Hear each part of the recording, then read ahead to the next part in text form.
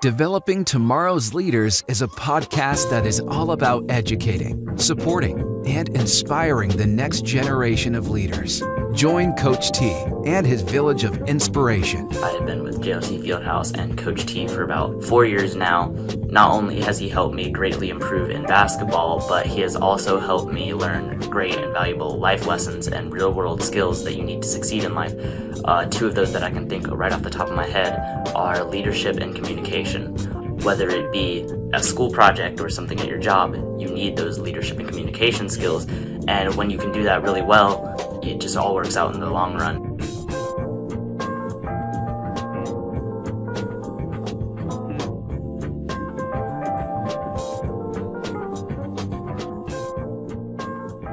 This episode of Developing Tomorrow's Leaders, we have another young lady that I know well. And she helps young kids, I should say high school students and middle school students, prepare for college with her company, which is Livestream Digital Innovations. She has over 20 years of education and technology experience. She has a degree in psychology, and I'd like for you all to help me welcome Ann Sullivan to Developing Tomorrow's Leaders. How are you, Ann? Hi, Anton. Thanks so much for having me today. This is great. Oh, it's my pleasure. I thank you for taking the time out. I think what you do in this information age is preparing kids, and there used to be a lot of legwork going into how to compile information, paper applications, and filling out handwritten. If you didn't have to type it in, you'd have to type and send. Now, from my understanding, what you provide is an all-in-one location for all that, and you can send it however you see fit. True? Yeah, basically, Livestream Digital Memory Box is a content management platform that makes the high school and college application process itself easier and more efficient. But then kids can create a student portfolio to help supplement their applications to show more about who they are and what they can do, including life skills and character traits. There's a couple things that I think that they can add to that they otherwise used to not have, or you used to be concerned about, like senior projects, for instance, and things like if they did things for community work, community service, if you will. Yeah, they can add their community service. They can add their athletic or artistic talent. They can add their projects from school. Basically, admissions professionals take a holistic approach when they review an applicant. So they want to not only see who you are as an academic student, but who you are outside of that. And so Livestream helps students basically bring together all of their most memorable moments and experiences, if you will, and enable the student to showcase them, to show the admission professionals who they are, again, outside of just their grades and test scores. So from your understanding, I know there have been some changes with the college testing process. Is that true? Sure. Well, there's over 1,800 schools now that are test optional. And some have even gone test blind. So there's a difference between test optional and test blind. Test optional means that you have the option to send the test results, but they are going to be weighted differently because not all students are going to have them. And you don't have to send them. A lot of students didn't, especially during the pandemic, didn't even have the opportunity to take the test. So that was one of the reasons so many schools went test optional. But what colleges and universities found is that they're getting a more diverse applicant pool, and they're getting more applicants as a result of going test optional. Now we're seeing the number of test optional schools actually expand. Then we actually have a number of schools now, including the California system and a few other large college systems that have gone test blind, which means that no test results will be considered, no standardized test results will be considered. SAT or ACT test results will be considered in the application process. Grades are still very important. Your internal test scores in your school are still very important. And obviously, they want to make sure you're academically sound, but they're really working to see more about who a student is beyond that. What is their character? They're trying to evaluate students for what they can contribute to the college and university as a person and not just as an academic. So they really are looking at all those extracurricular activities. They're looking at their essays more closely. They're looking at just the different facets outside of, again, the grades and test scores to figure out, is this the right student and the right fit for my community, my school community? And that's really become more important in the application process now in most recent years, especially since the pandemic. All right, let me hang on a second. Hang on. I'm trying to wrap all this around my head, because as you're describing that, the first thing that's coming to mind is, all right, so they're not focusing so much on the ACTs and SATs because of the test optional and test blind. So why are some kids still putting so much time, effort, and energy into them if they're really not going to be weighed the same? Sure. Well, there are still some schools out there that still utilize the SAT, the ACT, some for merit scholarships and other scholarship opportunities, although not all of them use them. But there are still some. I think there's still a fear of not taking it. Students know that if they take it and they get a really good test score, I'm not going to say that won't help them, because that will help them. If you have a really high test score and it's beyond where, the average test would be for that college or university, then you should, again, that goes to the test optional nature. You can send that test score and it will give you a little bit bump up against somebody who has no test score. While it's not weighted the same as it used to be, there's still weight to it. Again, it's all about the application process is really about students putting their best foot forward. Things like a student portfolio, that's one piece. Your essay is another piece. Your academics are another piece. Your test is another piece. So the more pieces you can put forward to show the benefits and your strengths and your benefits as a person in the application process, the better off you're going to be. So it's not so much that the test scores are completely irrelevant. It's just a matter of either you didn't have the option to take the test, which again, in some areas is still the case, or if you, quite frankly, did poorly on the test, on the standardized test, you don't have to send those test results to the school. But if you don't send test scores, you make sure you have a very robust profile outside of that, right? Yeah. And so it's kind of, you have to look at all the pieces. And for test optional schools, the test is still a piece potentially. And so again, if you're not going to give that piece, you have to give something else. No, yeah. And give a little extra somewhere else. For students, for example, who are only going to apply to the California school system, where they are all test blind, they do not take into account that test. That is a case where they don't need to take the test. Test optional, it's one of those things where you might as well take the test. You don't have to send the scores right away. So you can take the test and not send any scores, see how you do. You can take it a couple of times, and in a lot of cases, they'll super score them. It can't hurt to take the test. The thing is, I don't want kids to be over tested. I don't recommend that at all. Yeah. Taking the test once or twice, and seeing how you do. You're, even when you go to the best test counselors, and test prep organizations, maybe you have, 50, 100, 200. Every once in a while, you get those really big bangers of 300 points difference, but that's because you probably had a really off day the first time, especially unless if you take it, sophomore year and then the beginning of senior year, where you've had a whole year and a half worth of learning in between. That's different. If you're going to take the test 3 months apart or 6 months apart within the same academic year, don't over-test. Definitely, I agree with you on that. Don't over test, because all the scrutiny that testing gets these days, and all the different testings at the different levels of school. And I think kids are just like oblivious to testing they get to some point where it's like, hey, enough's enough. Hey, I'm smart. I know it. Let's move on to the next thing, because you're starting to annoy me with the same thing over and over. That's what I hear. It's like, I'm tired of doing the same thing over and over. Okay, we've gotten to that point. Let's go to the next thing. But you mentioned early on, and about taking the responsibility of building up a good portfolio, and talking about the different areas that kids can focus on their academics and their extracurricular activities, and including their athletic parts. But those to me are all come around one word, and that's the leadership part of it. We're not relying on your parents to take care of all those things for you, because colleges can kind of see if you did this, or if your parents put this together and hit the submit button. Am I right? Yes, they can. And people say, oh, well, how do you know, if that's a real portfolio, if it's not, because you hear about all those admission scandals and things like that. With LifeStream, probably the most authentic way, admission professionals, when they view a LifeStream portfolio, we worked hard to help compartmentalize it in a way that's easy for admission professionals to view. They're going to know if there's only professional photos in there, if there's it's not only for photos and videos either, it's for Word documents, Excel, PowerPoint, audio files, even code can be put into LifeStream.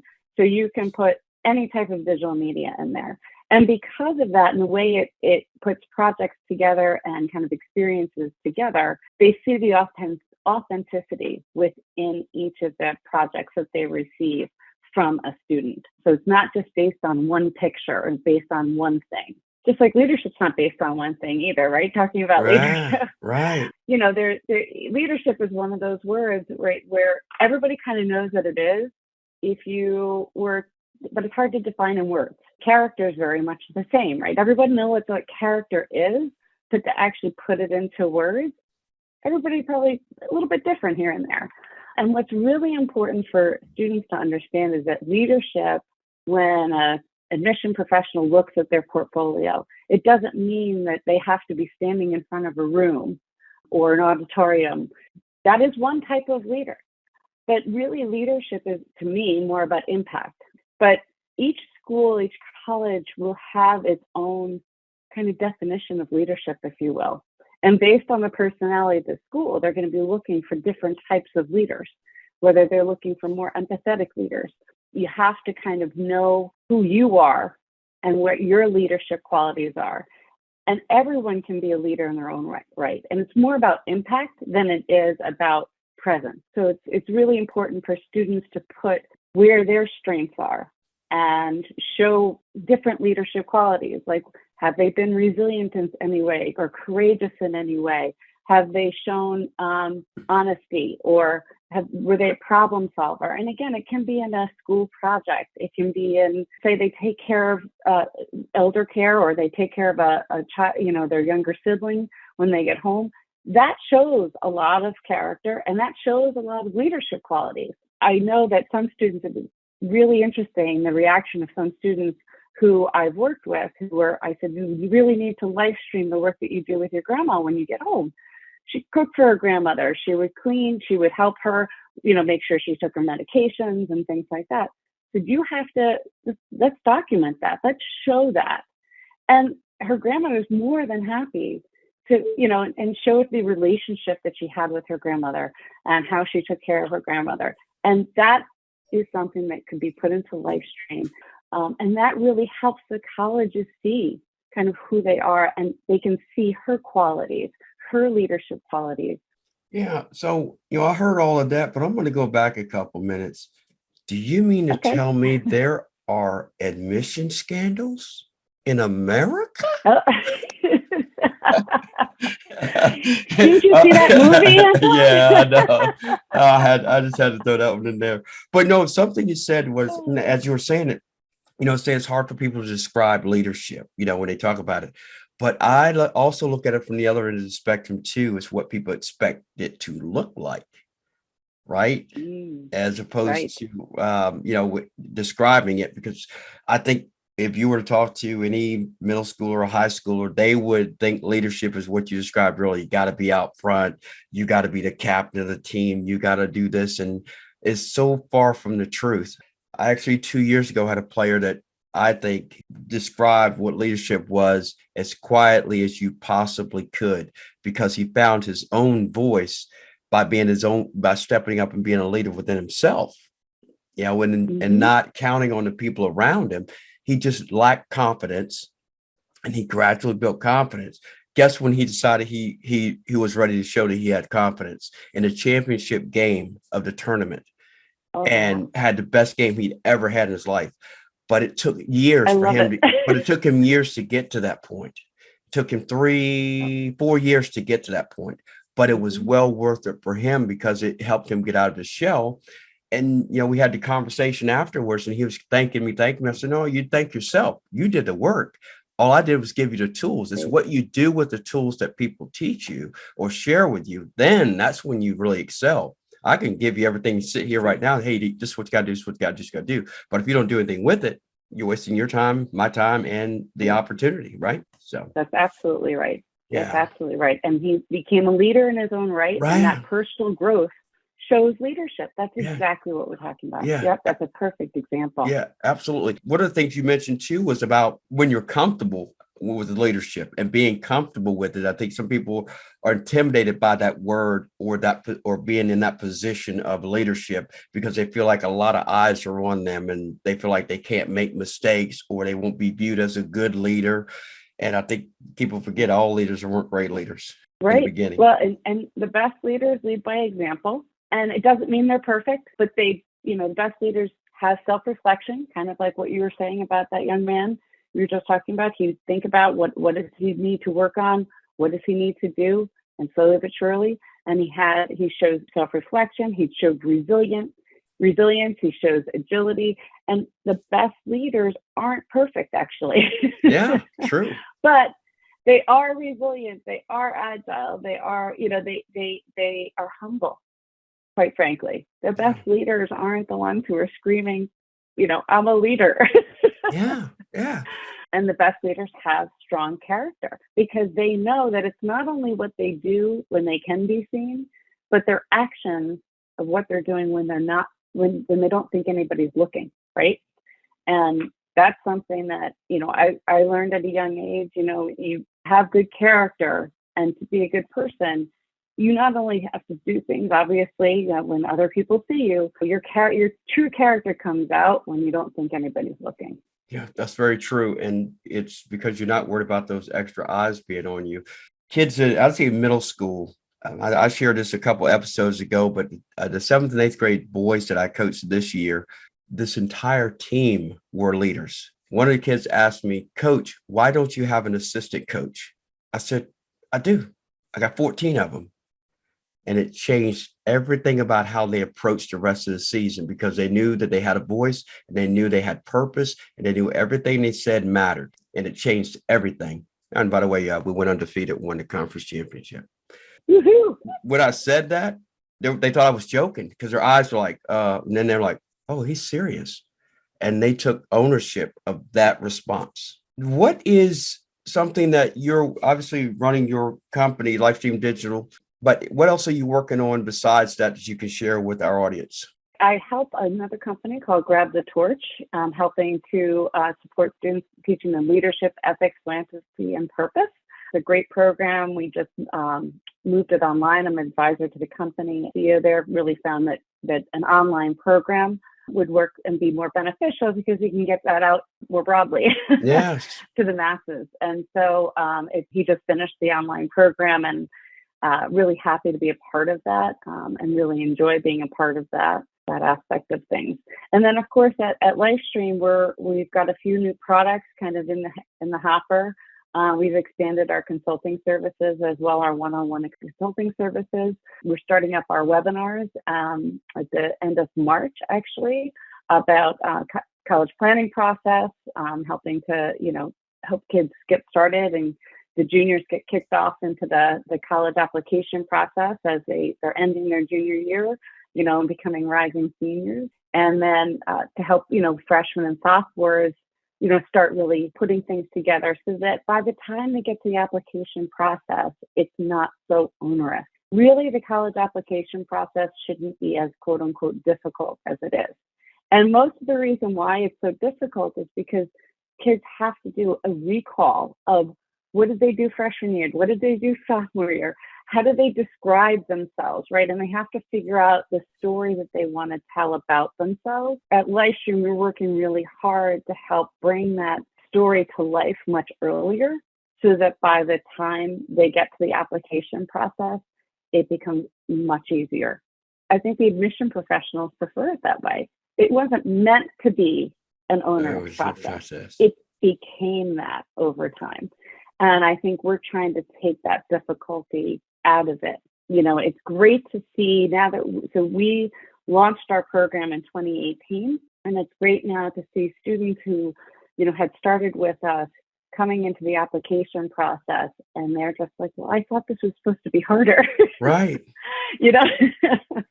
And, that's because they're prepared. because our platform, and again, we're expanding our platform too, but our platform right now really helps them prepare for that application process. And we have more products coming on board to help with the admission professionals and the other side of the equation, if you will, to help evaluate, students holistically in a more efficient way.